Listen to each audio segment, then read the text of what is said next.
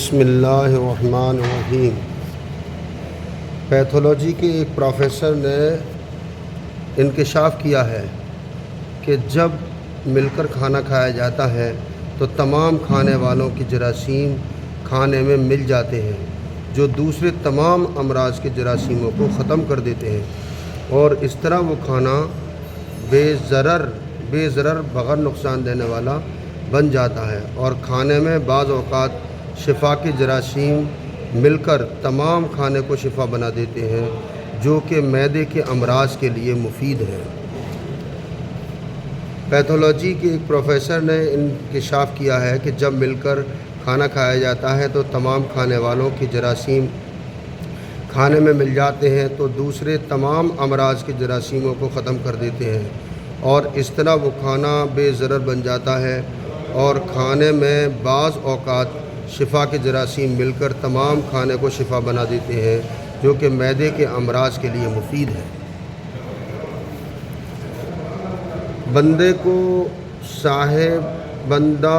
کو صاحب ملے بہت اچھی گفتگو اور اعلیٰ شخصیت کے معاملت تھے۔ فرمانے لگے کہ یہ پہلے پاگل تھا اور اتنا عرصہ پاگل خانے میں داخل رہا اور پاگل خانے کا داخلہ فارم دکھایا۔ میں بہت حیران ہوا اور پوچھا کہ آپ پھر تندرست کیسے ہوئے؟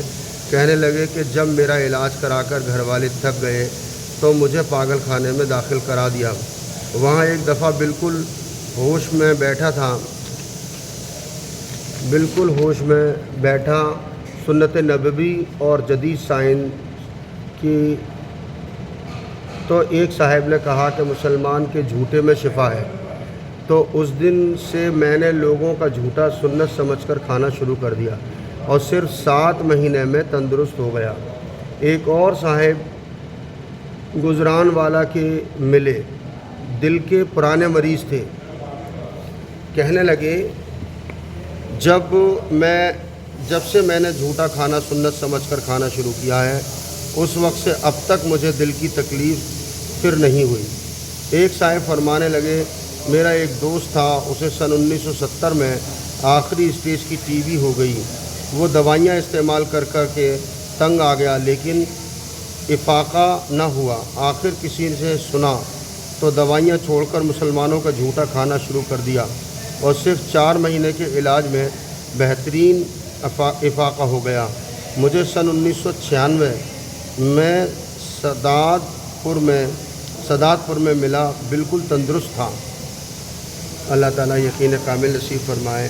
مومن کے جھوٹے میں شفا ہے، اس بات کا یقین ہمارے دل کو جما دے، اور جھوٹا کھانا ہم حضرات شروع کر دیں۔ ایسا نہیں کہ میری تھالی الگ اس کی تھالی الگ۔ اللہ عمل کی توفیق دے۔